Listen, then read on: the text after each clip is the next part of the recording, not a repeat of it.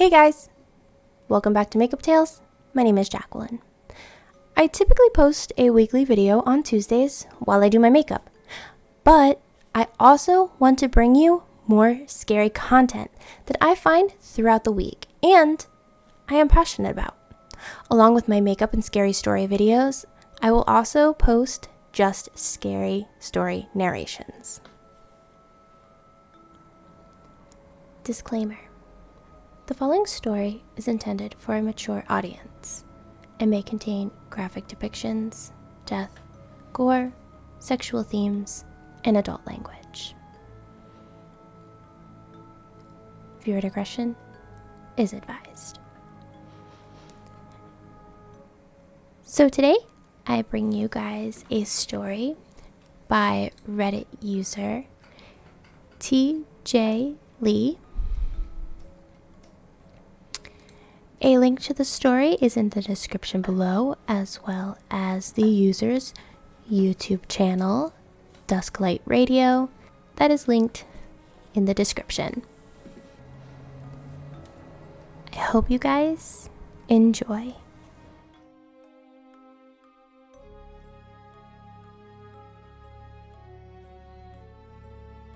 I should preface this by stating that I'm not much of a smoker.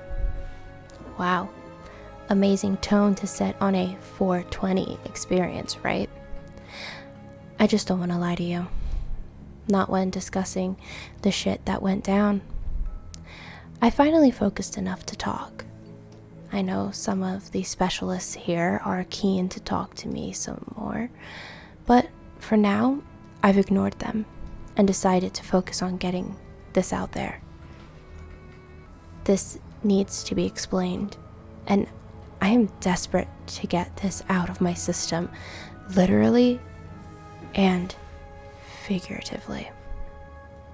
I never want to experience this high again.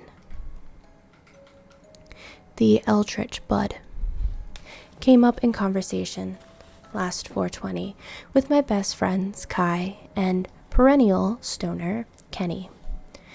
It was right as COVID was spreading across the world and stopping any of us from seeing one another for a traditional wake and bake. Kai would eat the brownies and binge TMNT. I take advantage of the abundance of snacks while politely declining the dank kush, and Kenny would show off a new strain he'd bought from the marijuana store in town. Bro, the Eldritch Bud is like, man, it's the dark holy grail of the weed mythos. It's like the Darth Vader of the weed universe, or the grizzly bear of the weed kingdom. His eyes glazed over, and taking a drag from his blunt, the smoke-filled video screen adding to the atmosphere. Strongest shit in sturgeon, my guy. It's a strong strain, I get it. Can we eat it too, or? Kai asked, shoveling ramen into his mouth at lightning speed while screaming explicitives at a league game in the background. Our Discord server was rarely ever free of some kind of shit talking, so it was easy to block out. Nah, I mean, yeah, I guess you can eat it, but it's not just strong, bro. It's like dark. Shit makes you see things, go to a special place. They say it helps you ascend, and that it can either be the best or worst experience, depending on if you're ready. Kenny looked intense, but excited, as if he were talking about a mythical creature. It changes you inside and out. You go in one guy, come out another. Special, different. I don't know, man.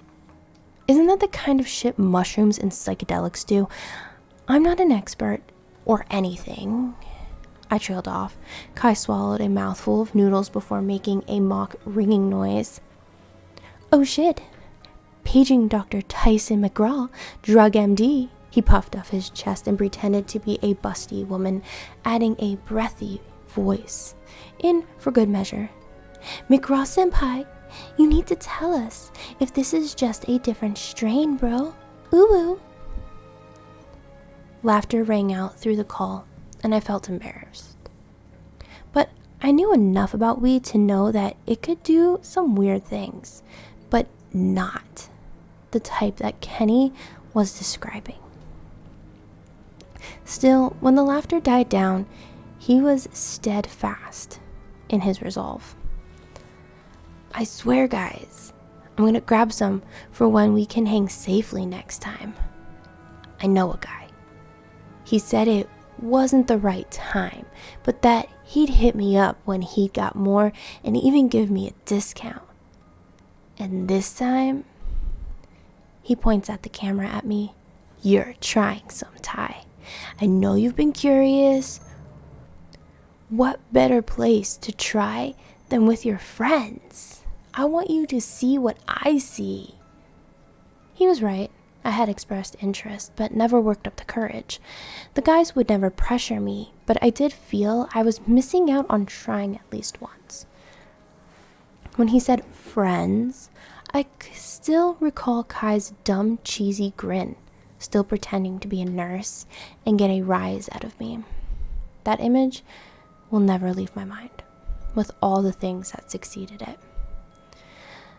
I agreed, and the conversation was forgotten in a sea of lengthy Discord calls over the summer and winter of 2020, memes, failed online relationships, and late-night gaming tourneys.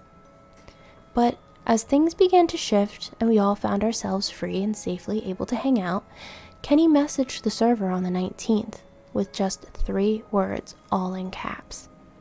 I got it. He attached a photo of himself, smiling ear to ear with a large bag of black and green material. It looked almost thorny and thick in texture, but his excitement was infectious. I couldn't help but share in his enthusiasm when I replied, "We'll be there, snacks and all." We rolled up in the late afternoon as the sun began to set, Kai holding an assortment of potato chips, soda, and ready for what I anticipated would be, at most, a very mellow experience with some mild worries as I settled in. Kenny led us downstairs and had everything laid out and ready, a small amount of the black and green bud still in the bag, the smell of weed and a hint of something, irony, lingering in the air. He'd pre-rolled an 1/8 for me and gave me a strong pat on the shoulder. No sense in going in soft. We want to enjoy this. He grinned and handed Kai a stack full of brownies, undoubtedly full of the same stuff, while Kenny helped himself to an ungodly large blunt, passing us a lighter before we each nodded and prepared. I won't lie, I was nervous. Smoking had never been something I cared for, but the combination of wanting to bond with my closest friends and experience something new gave me the confidence necessary to push on. See you on the other side, my dudes. Kai grabbed his edible and had 2 at once, while Kenny and I sparked up and took a deep inhale. This is where we reach the part of the experience that brings me here, to you. Because I don't know what we smoked, but it wasn't weed. Within 60 seconds, my mouth grew ostensibly dry. My tongue stuck to the roof of my mouth, and it felt like a Herculean effort to pry it away. Each of my teeth vibrated, and my jaw wouldn't stop rotating in its socket. It took everything I had to focus and ask Kenny a question, his eyes glistening and focused on something beyond my purview. Where did you get this shit? Every consonant sounded cracked, like I was chewing on sandpaper. He didn't shift in his seat as he replied, didn't move a goddamn muscle to save for his mouth. Guy calling himself the Arbiter. Think he wore a trench coat? Or a hoodie? I don't know. But he did hide his face and used one of those fucking voice changer things. Said it'd be the ride of my life and that I'd never forget it. That it changed me for the better. So that was good enough for me. He took another hit and I watched his eyes widen as if something was coming into focus. Just keep going and enjoy the ride. I felt sick. My feet were sinking into the floor and the leather chair was merging with my skin. But I figured it was just jitters and did as instructed, taking another deep inhale and feeling the heat rush through my chest. A low, incessant hum filled my ears, the kind of electric boom you hear in movies when the world slows down. The equivalent of my brain sending out signals that enemies are nearby in an RPG, but my body wasn't able to respond. Instead, all I could do was cast my eyes in Kai's direction, seeing if he was feeling what I was feeling. Unlikely after just a couple of minutes of edibles, right? But it was dark outside by the time my eyes settled on his slumped position across the room. The moon was steadily rising in the window behind him. How long had it been? An hour? 2? Kai was looking at his hands, slowly turning the palms and drooling into his lap. A thick green mucus that dangled from his lips and had pooled to a staggering amount on his pants. He fixated on one particular digit, twisting it to find something, and extending it out to point at the same spot Kenny had been staring at, still drooling and devoid of any kind of expression. Door was all he managed to say before stifled. Awkward grunts of laughter escaped his lips. I turned to look and felt the room shift with me, the decor melting away and the roof of the house tearing off to leave us in a space of red and green mist, floating in place. I could still feel the fabric of the leather chair sticking to my skin, threatening to rip the flesh if I so much as twitched too much. I knew my feet were on the floor, but the sensation akin to pins and needles gave a sensation of floating that I fully gave into as I caught on that I'd once again taken a hit. The smell of this weed now the only thing I could perceive. Ty, can you see me, man?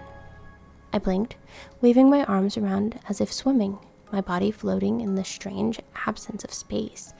As the shape came into focus, Kenny dashed past me, directing me to a door that Kai was now sitting in front of. Yeah, I see you. What is this? He grins. It's a sober and educated grin. He's been here before. Don't worry, you're new. But follow me through the trip and you'll be fine. Just don't deviate and listen to what I tell you to do, okay? You'll know when you found your door. He puts an arm around me and gives me an encouraging push as I glide down to Kai. Don't bother him. He's working to unlock it for us. As we passed Kai, cross-legged and naked, still drooling, he was clearly focused on something.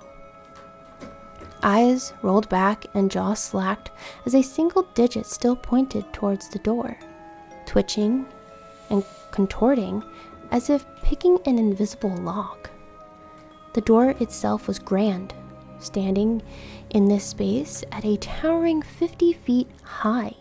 Marvelous sigils and carvings I've never seen before adorned the sides, coalescing to form a pattern that met in the center with two snakes shaped like doorknobs. Once the doors open, we descend to the next level, You may not remember what you see here, but it will change you, bro. Kenny was proud, hands on his hips, and far wiser than I'd ever heard him. It was almost unnerving. This is the best gift I could give you.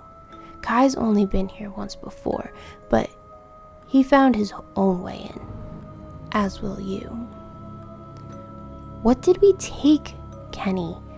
What was that? I couldn't shake the fear in the pit of my stomach, and the mist around me shuddered at the question. Kenny grinned. I may have told a little white lie. This is a strain, but not of weed. Truth is, I don't know what it fully is, but the guy who gave it to me said it's the ultra high. And he was not wrong. I've spent most of the year learning about this place. It's given me so much, even if my waking body suffers for it. He paused, shaking his head as he ran a hand across the fine wood of the door, a creaking now joining the low hum. Whatever Kai was doing, it was working. I get headaches, start to hear things that aren't there, muscles ache, I forget who I am sometimes, and the nosebleeds. God, the nosebleeds, dude. I can't function out there anymore, so I asked him for the best shit he has. To ensure I found the solution here, and, most importantly, showed you what you'd been missing out on. He chuckled, hiding clear discomfort behind the pure confidence. Something was here that he wanted. I opened my mouth to speak, but the door swung open, and a soft light eked out, bathing us all and making my skin bubble. Kenny took off, pushing his body downwards, as if diving into an ocean, and passed the threshold of the door, a puff of smoke in his wake. Dive in and let your senses guide you. Do not deviate from them, dude. You'll find your way.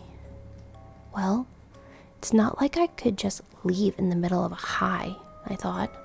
I resigned myself to see this through despite the dread and pushed down until I was hanging on the doorframe.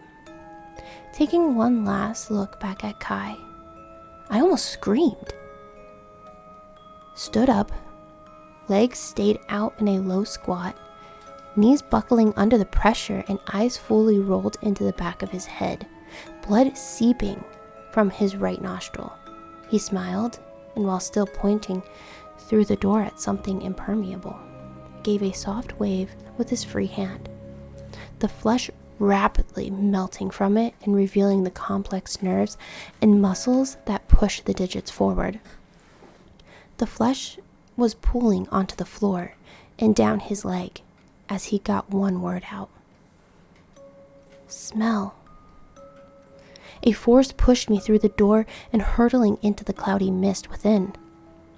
As I fell through these strange clouds, my body twisting and turning with a flash of colors passing too fast to process. The smell of a barbecue filled my nostrils and my mind in that moment of nostalgic haze. Wondered to what it must be like to descend through a gas giant, seeing the magnificent colors and smells without the immediate death. An otherworldly serenity, both familiar and unfamiliar. As soon as the thought came, it left me for a rapidly approaching obsidian black floor. I had just enough time to cover my face as I slammed into it, ribs crunching and the wib knocked out of me. I don't know how pain was a thing in these situations, and I was immediately concerned I'd be hurt in the real world. But it gave way to the sight of a prone Kenny at the end of this hallway, whimpering in front of an even bigger door. Colossal statues line either side, each in a series of decomposition, starting from healthy to exposed bone and finally large skeletons with thick armor pushing down on their tired frames. Each one of them directing their gaze at Kenny. "Dude, you okay?" I called out, and he immediately jumped out of his skin, turning to me and holding his arms up. "You can't hear them?" He looked genuinely upset that I had appeared in front of him. "That means it won't work. After all that, you cannot hear them? You deviated without knowing it, so here we are." I frowned. He'd been the one to push me to do this. I followed him into whatever the fuck this drug trip was. "But you said to," I protested, the hum drastically increasing in volume as the doors began to open and Kenny's breathing grew shallow. "They said you'd be able to do this with me, that since I was so far gone out there, a body rotting away from the inside out, I could make it work here. I just needed to get you across the threshold. This door is the last one. It has everything I'm looking for, but you will need to take a different path. You cannot follow me in here. Take Kai with you, if you can." The contents within the door are still impossible to see. They're opening painfully slowly. "What do you mean? Can't I learn too? We can do this again, maybe just with a lesser strain." I don't know what use it was to reason with a drug dream, but it felt so real to me. He shook his head. "Nah. This door is meant for me, but it seems fate intervened anyway." He laughed. It was hollow, full of bitter irony. "When we passed out, I made a mistake. It's costing us right now. I was the last to go out, and before I joined you, the voice deep within this place told me that all knowledge, that chance to ascend, was here. But I couldn't go back." He turned to look at the statues, the things they all gave up in the pursuit of knowledge. "What I want is beyond that door, bro. I can't leave. Not until I know." He tilts his head up to the thick clouds above us. "Can you hear it, Ty? They're just beyond the door, calling to me. Listen." I tried, straining my ears as best I could to sift through the hum and the creak. I closed my eyes to help me focus. In that moment, something hissed from the distance.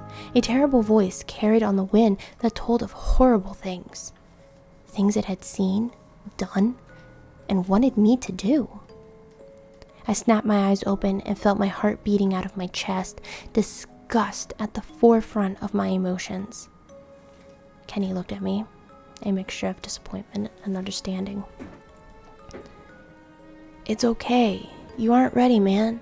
This shit needs practice, tolerance buildup.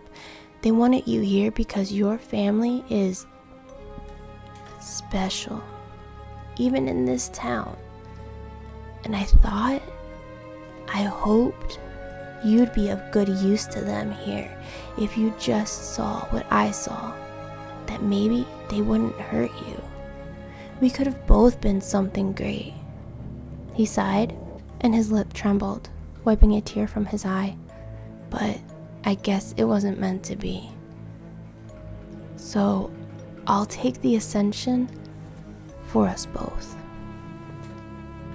Words caught in my throat, and the coherent blended into the incoherent seamlessly, as if following the narrative structure of a dream.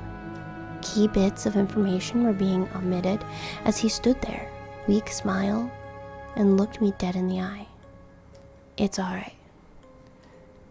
We'll meet again." I've sat here for hours trying to find the words for what I saw when those doors fully opened, and the unholy howls erupted from within its chambers. So many hands, appendages, and undulations sprung from its depths to envelop Kenny, my friend. He smiled, let it happen, and didn't resist as they pulled him in further. I ran forward, my eyes blurring so as not to focus on what I was witnessing, desperate to save my friend, but unable to stop the doors closing on me. I scratched, kicked, punched, and wailed, but the doors would not budge. Within a few minutes, I felt the pulling of my body as it started to rise up and away from the obsidian walkway, away from Kenny, and up through the thick clouds. Now stained black and making my eyes water. Back through the first double door, Kai still waving aimlessly, I grab him by the still intact arm and pull him with me as we hurtle towards the starting point of this strange realm. As we look back and see the last set of doors close, the color shifting from soft greens to bright oranges, all he can croak with fractured vocal cords is one word: burn. I awoke to the sound of flames licking at the upholstery, beams of wood cracking under the pressure and splintering to the ground, my head housing a thunderstorm, and with every moment my eyes screamed in protest, threatening to burst out of my sockets. When I tried to sit up, a pair of horrific realizations washed over me in tandem. The house was on fire. Kenny's blunt had fallen onto the floor and sparked a flame that rapidly grew throughout the home into a blazing inferno. As a result, part of my back was fused to the leather chair. I looked to Kai, his hand resting in the flames and almost completely singed to the bone, still catatonic and undoubtedly at risk. I had 2 minutes at best. I sucked in air, bit down on my lower lip, and pushed up with all my weight. A disgusting ripping sound, like the tearing of Velcro, cut through the air, and a wet feeling drenched my back. The pain was indescribable, but I'm thankful that adrenaline was there in that moment. I grabbed the throw blanket we had spare for when the night got chilly and threw it over my body, darting round to grab Kai as delicately as I could and heading for the window behind him, breaking it open before hoisting him out. Thankful that we were on the ground floor and, at worst, he'd hit the bushes with a nasty thud. By the time I'd gotten out, it was impossible to get back in through the window. Racing round to the front door, I pulled out the keys in my pocket and tried desperately to get them open.